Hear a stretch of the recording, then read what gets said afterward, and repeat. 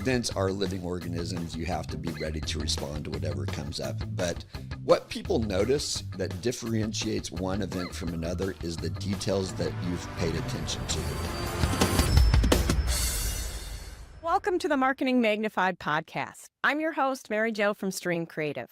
Today we have an incredible guest joining us, Phil Mershon, author and director of experience at Social Media Examiner. Phil, welcome to the show. Hey, it's great to be here with you, Mary Jo. This is awesome. So this series is about event marketing. But before we dive in, could you tell us and the audience a little about yourself and how you got into event marketing? Well, I didn't follow the normal path, which is probably true for most people in your audience. But, I grew up being a musician, went to college and said, I can't make a living as a musician. I should find something else to do.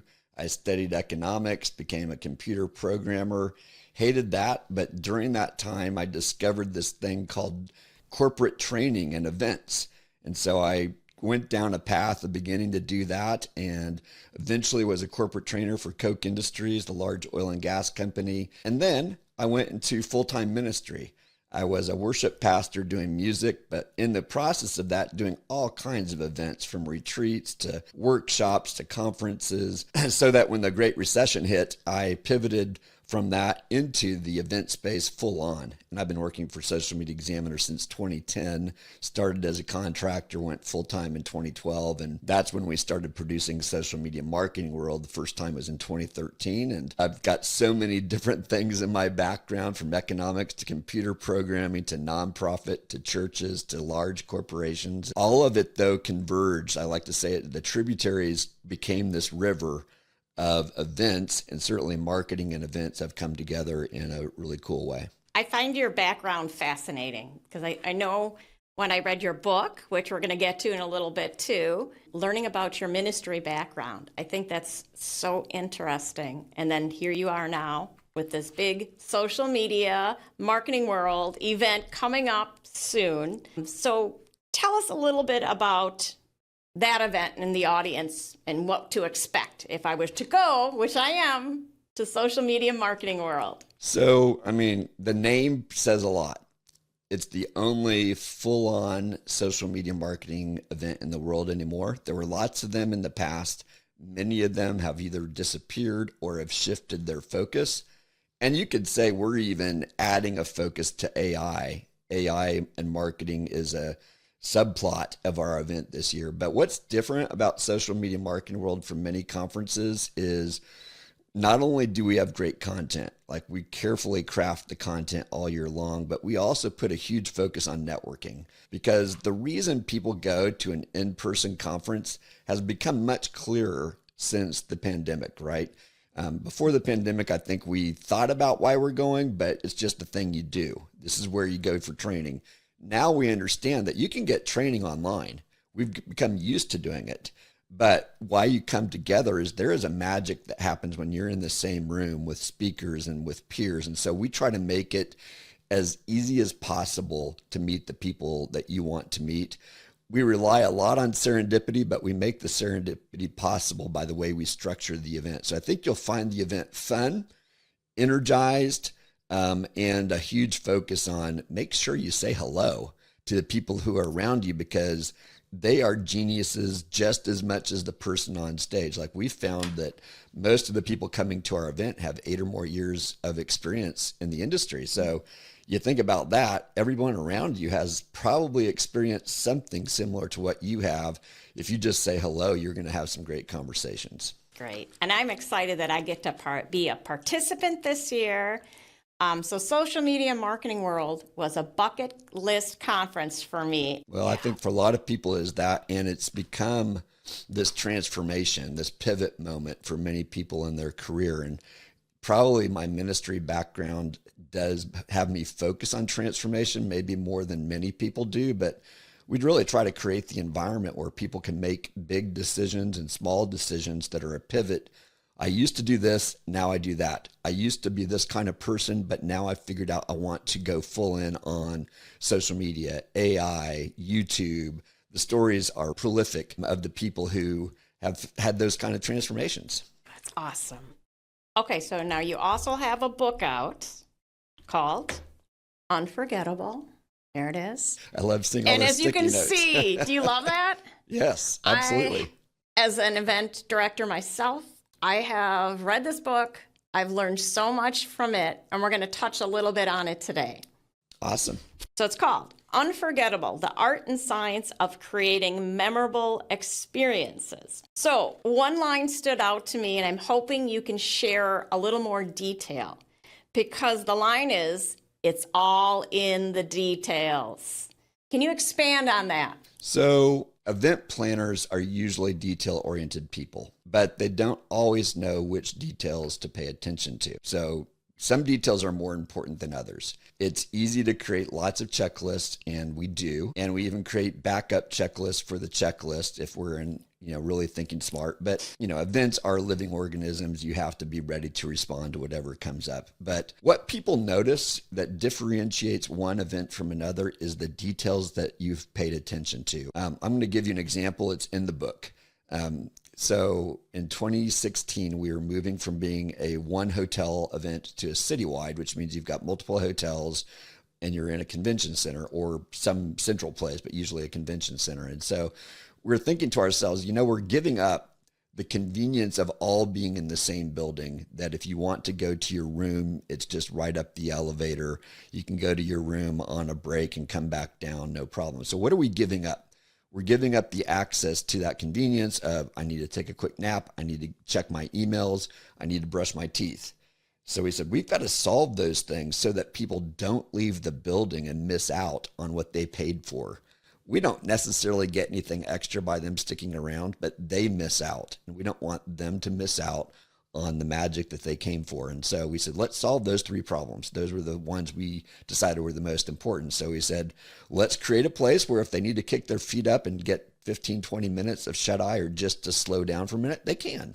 That birthed the quiet zone. Secondly, we said, okay, we've got to create lots of spaces where they can work in the hallways. And so that's pretty easy. Convention centers make that easy. Some places are more comfortable than others, but there's lots of those. But the third one, how do we solve the problem of brushing your teeth? We said, you know what? Let's get it in the bathrooms. That's where you're going to be thinking about brushing your teeth.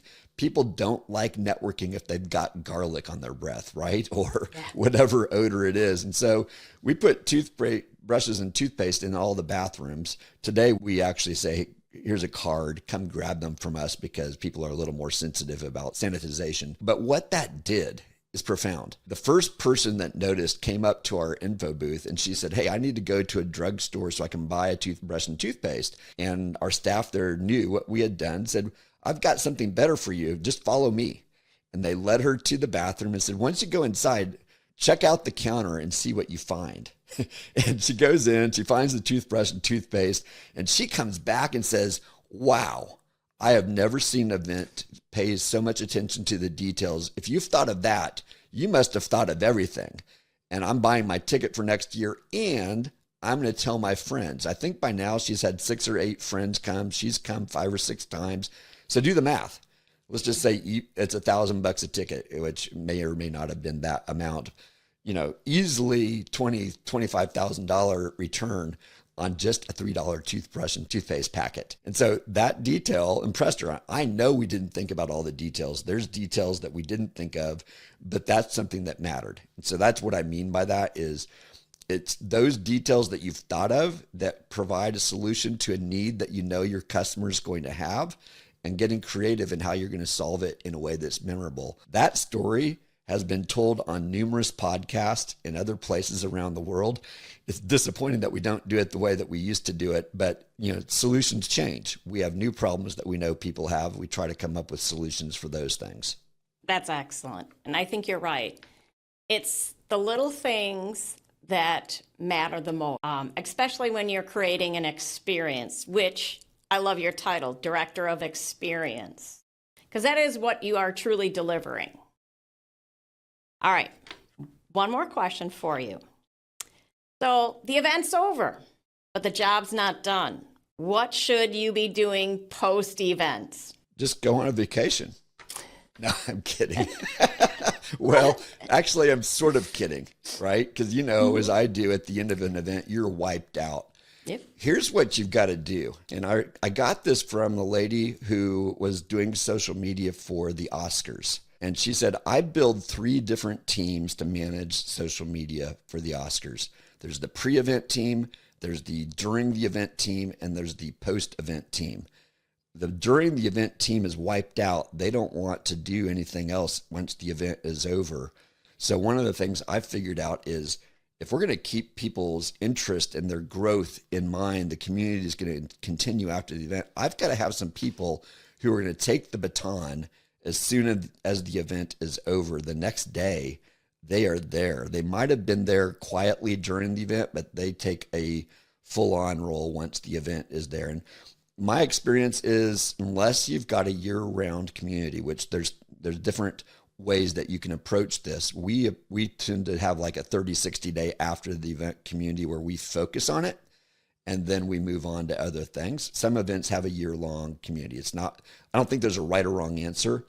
And I've talked to community experts and they say, just choose which way you want to go. But that first 30 days is magic.